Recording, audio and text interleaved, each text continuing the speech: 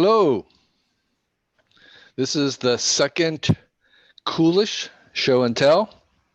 I'm Kevin Kelly.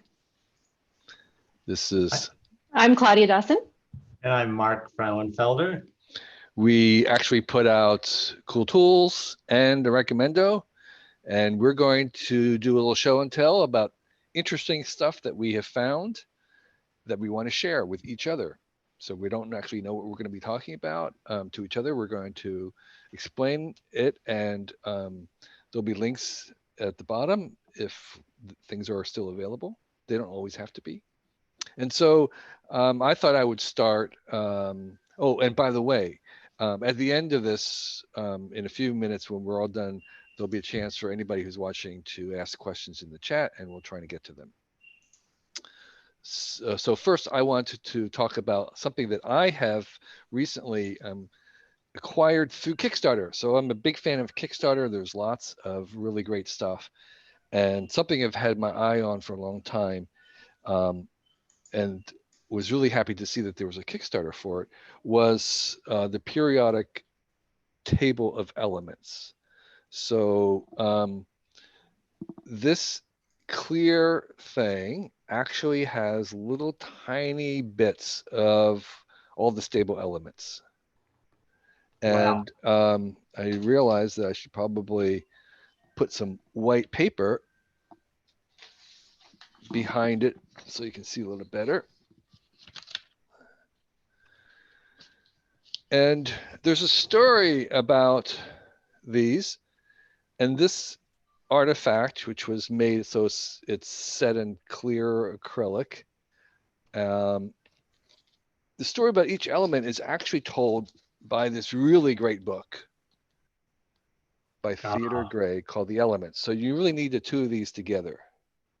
This one's kind of expensive. This one's not expensive. This one tells the stories about what's in here. And I know that even though you have seen periodic tables, there's something about seeing them in your hand and seeing what they look like that just stirs up all kinds of amazing stories and questions in my mind anyway. So one of the things you might notice is that, well, the gases in here are all in little tiny bottles, glass bottles.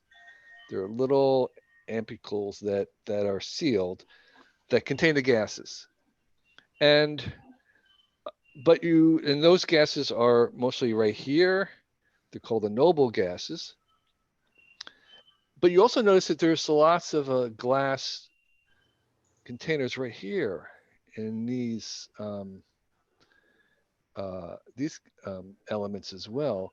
And that's because they're very, very reactive. Even though they're solid, they react with things tremendously. And so they're there to protect it from reacting with the plastic. And the most reactive of all these is actually a very small or small lightweight element called fluorine. And fluorine is so reactive that there's actually no fluorine here because it reacts with glass, reacts with everything. It's almost impossible to make as an element because whatever you're making it in, it will react with. And react means like it combines with other elements. It will combine with any of these elements here. And that combining is actually kind of like a burning. It's the same thing as when oxygen combines with other elements, it's burning. So you're burning with fluorine. And what's really interesting is that right here, these are all one proton away from these here. So the most reactive one, fluorine, is right next to one of the most inactive, which is xenon. Okay? Xenon won't combine with anybody else except fluorine. And fluorine and xenon are actually the basis of Teflon. Teflon is inert because what happens when you have because they're so reactive with these here, that when they do combine with things, they're very stable because it takes a lot of energy to take them apart. So they throw out energy when they're combining, like oxygen burning and make energy when they combine, and then to uncombine them, you have to add a lot of energy, and that makes them very, very stable. Like So table salt. table salt, sodium and chlorine are also another one of those pairs across here. And you can get stories like that just by looking at these little things. And a lot of these are not just like iron here in this example, this what I have, is actually not just another piece of iron, but it's actually a part of a iron meteorite from Argentina. And Cool. the Wow. carbon is not just soot, it's actually a gray diamond. Wow. That's amazing. Okay. And so they have little stories about these elements. And the one last thing I want to tell about is that you see down here, this last row and this row here, there are no elements given here because they're all radioactive. So it turns out that the last stable element is bismuth, 83, and any element after that, heavier than that, is basically radioactive, including uranium and radium, which they're kind of semi-stable. But bismuth is kind of like cheap, you can buy it. It's basically the heaviest element before you get to elements that are all radioactive. And you can see that just by looking at this little case here. So that's my show and tell, which is done by engineered labs. It was a Kickstarter. I don't know if they're still going to make them or not. It's really, really cool. You can see there's little bits of gold, rhodium. There's all kinds of really esoteric elements, and there's a story with them. And that story is told in this really cool book that goes through all the elements and tells you how they're, where they're used normally, what they look like. There's a story about every single element. So the elements is my show and tell.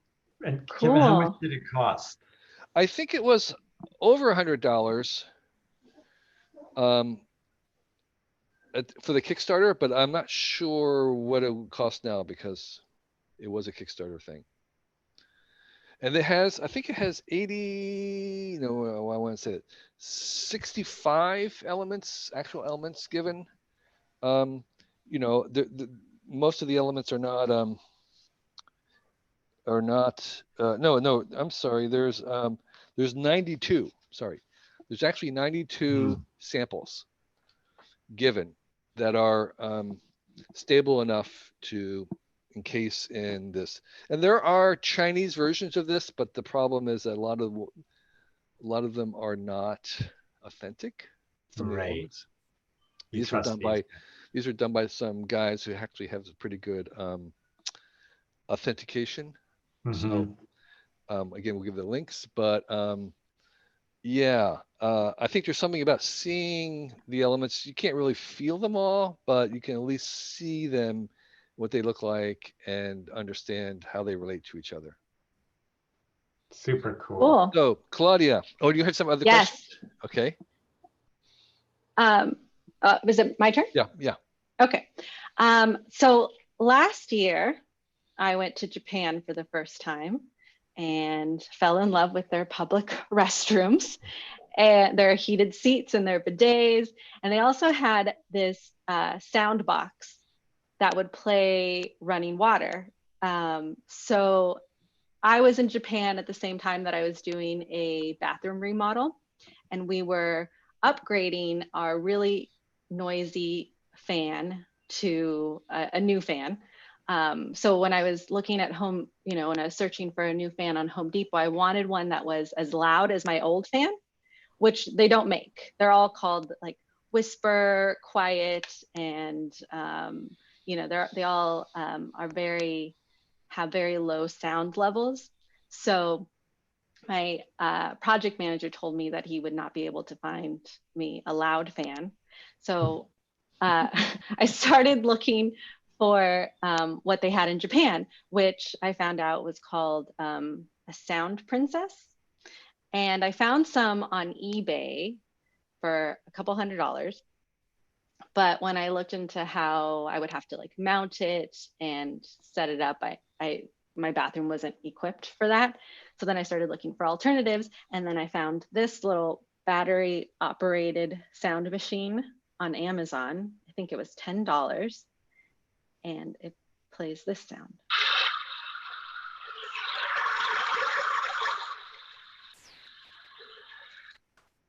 So it does exactly what the Sound Princess does, but so the idea is that when you're going to the bathroom, you hit this. It's a privacy thing, you know, a comfort. Right, but the idea is you play it while you're going. Yeah. Oh yes. Did they not have those in the men's restrooms in Japan, or was it only? It must just be the women's, because I've never seen that. Mark, have you ever seen that? No, but I've heard of them. I mean, that sound is like kind of like the sound of a flushing toilet, right? It is. And so when I was researching this, I came across this blog, and I don't know if this is true, but this girl was writing a blog on the Sound Princess, and how and she said that Japan actually released public service announcements to try and get women to stop flushing the toilet so often as they go. Yes. While they were going, and this is why the Sound Princess was invented. So I don't know if that's true, but it makes sense. And I grew up always running the bathroom sink, so that's what I was used to.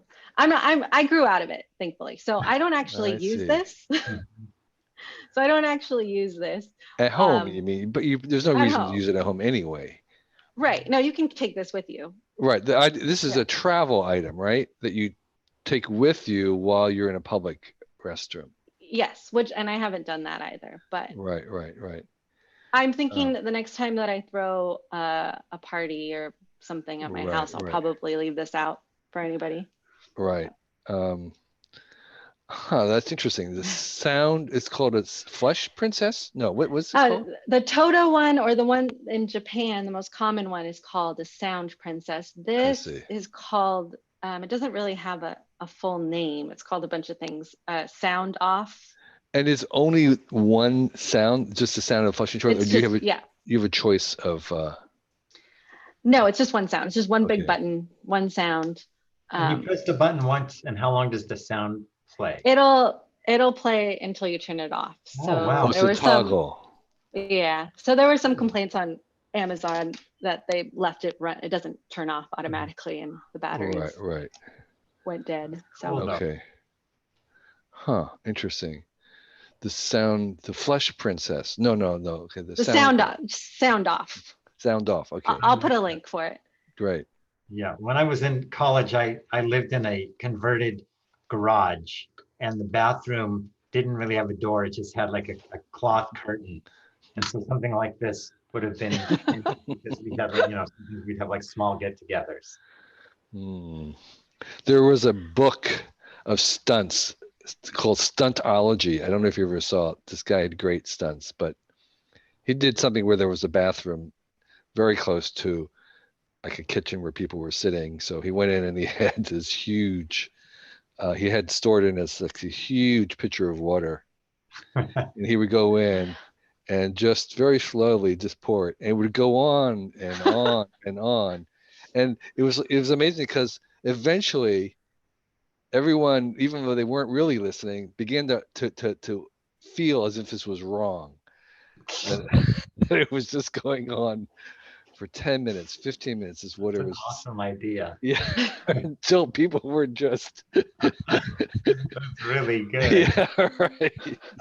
So it's the opposite. I would maybe want to have one of those that would made that tinkling sound. Yeah. You could just run and run. That's such a great idea, Kevin. That's a Kickstarter right there. Okay. Okay, Mark, you're next. All right. So first, I'll start with a tip that my Boing Boing colleague, Rob Beskiza, taught me. That when he's searching for the best of something, he goes on to Google and says, best weed whacker Reddit. And the reason he does that is because you do best weed whacker. There have been people who have search engine optimized the Google algorithm so that just junk appears at the top.